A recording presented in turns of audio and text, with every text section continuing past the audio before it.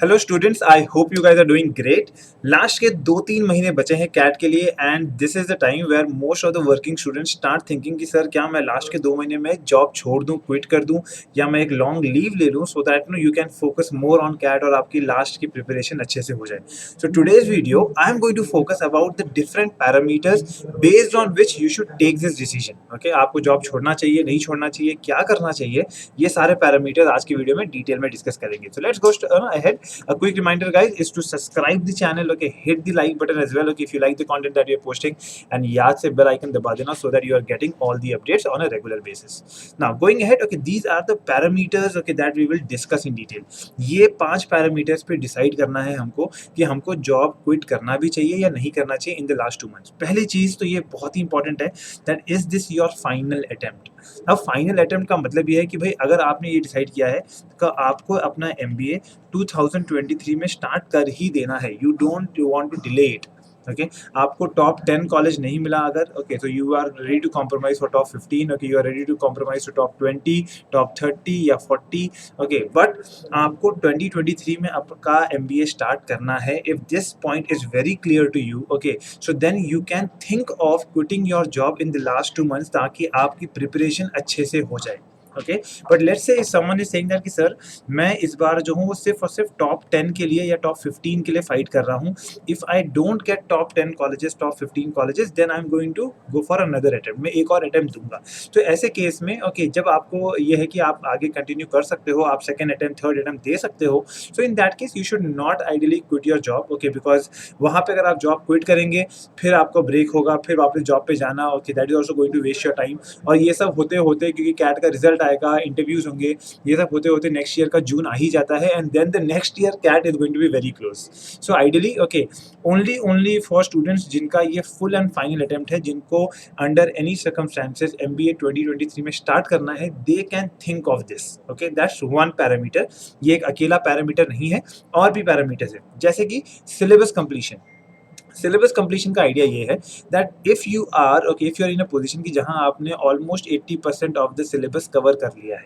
When I say 80% of the syllabus, okay, in terms of quants, you know the important topics, आपका arithmetic है, algebra है, geometry है, ये 3 सबसे important, सबसे हैवी वेटेज है। अगर आपने उतना भी कर लिया है अभी, दैट मीन्स आपने अच्छा खासा कॉन्ट्स का सिलेबस कर लिया है। Okay, when it comes to verbal ability and when it comes to the logical reasoning part, this is more about okay the previous year papers, the previous year questions, okay, those level of question that you should practice.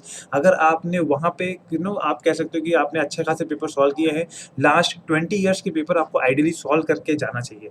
लेकिन अगर आपने उसमें से 3-4 paper भी अभी किया है और आपको दिख रहा है कि विद योर करंट जॉब आप बचे हुए 10-15 ईयर्स के पेपर भी सॉल्व कर सकते हो with weekend, after office and all that, then in that case you should not leave your job. Okay, आपका 80% अगर सिलेबस क्वांट्स का हो गया है और अगर आपने 3-4 साल का भी पेपर अगर आपने लॉजिक का और वर्बल का सॉल्व किया हुआ है, then there is no need to leave your job because you will be very much in a position to manage rest of the studies also along with the job itself. लेकिन अगर आप ये कहते हो कि भाई आपने रिसेंटली स्टार्ट किया है, आपने 1 महीने 1.5 महीने पहले स्टार्ट किया, और या आपने जब भी स्टार्ट किया लेकिन आपका ज़्यादा सिलेबस कवर नहीं हुआ है, आपने ज़्यादा पढ़ाई नहीं की है, okay, in terms of the self study and everything, in that case okay, तो ये 2 पैरामीटर्स को मिला के, यानी कि आपका ये फुल एंड फाइनल अटेम्प्ट भी है और आपका भी ज़्यादा सिलेबस कवर भी नहीं हुआ है, आपको अभी काफ़ी पढ़ाई करने की ज़रूरत है।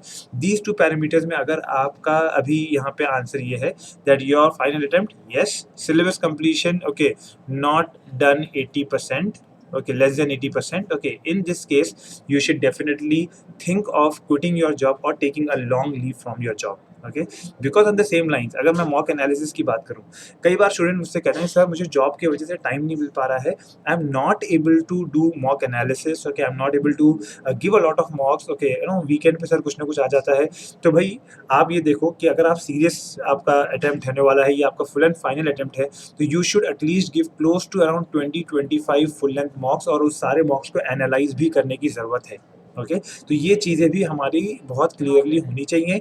और यहाँ पे अगर नहीं हो रहा है फिर आप वहाँ पे सोच सकते हो कि यस, अगर जॉब इज़ दी हिंड्रेंस जो आपको मॉक एनालिसिस नहीं करने दे रहा है, मॉक्स नहीं देने दे रहा है, then you can consider taking a long leave और taking okay quitting your job for the last 2 months. Target colleges, this is kind of link to the first point, okay, which is your final attempt. Because अगर आपका target college ये है कि आपको top 10 में जाना है, टॉप 15 में जाना है, और आपको वो आपका full and final he attempt है, यानी कि अगर मुझे टॉप 10 टॉप 15 नहीं मिला इस साल, तो I would do something else in my life. Okay, I would go for let's say abroad education. Okay, I would go for some other course. Okay, I would switch my job and go to some other job. Okay and all that. तो अगर आपका उस तरीके का mindset है, okay, कि आपने target colleges का एक लिस्ट बनाया है और वो कॉलेजेस के लिए ये आपका फाइनल अटेम्प्ट है, तो this is the time where you can okay consider quitting your job. Okay, आप अपने आप को थोड़ा स्ट्रेच कर सकते हो by putting let's say close to 12 13 hours 15 hours of studies every day for the next 2-3 months, which will definitely prove to be a game changer. Okay, same is the case with non cat. अगर आपको non cat exams पे भी focus करना है,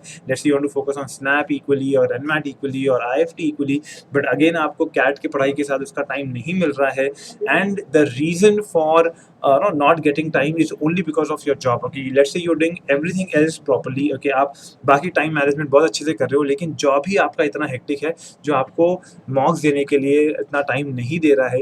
only then okay, तो सबसे पहले तो ये देखिए, विद द एग्जिस्टिंग जॉब जो भी आपका अदर एक्टिविटीज़ है, जॉब के बाद आपको कुछ भी और ऐसा काम नहीं करना है जो आपकी कैट की प्रिपरेशन को हिंड्रेंस दे। यानी कि जॉब अगर आप कर रहे हो और अगर आप अपने कैट की प्रिपरेशन कर रहे हो और वहाँ पे अगर आप कोई 5-6 घंटे की प्रिपरेशन कर पा रहे हो, okay, then I think it's a very good position that you are in right now. Okay, लेकिन अगर आपकी जॉब की वजह से आप ये 4-5 घंटे की पढ़ाई डेली की नहीं कर पा रहे हो and this is your final attempt, आपका सिलेबस कंप्लीशन भी अभी तक ज़्यादा नहीं हुआ है, मॉक एनालिसिस या मॉक्स आपने ज़्यादा नहीं दिया है, एंड जॉब आपके लिए प्रॉब्लम हो रहा है, is the reason why you are not able to do this, you can consider okay now quitting your job or taking a long leave. Okay, so these are the parameters under which you should decide. There is not a straight answer कि yes you should leave or no you should not leave. It depends on these parameters. So इसके ऊपर आप decide करो, and if you have any doubts, any confusions and you want me to guide you further, please put okay your comments down there. Okay, I will be there to respond to your queries. All the best.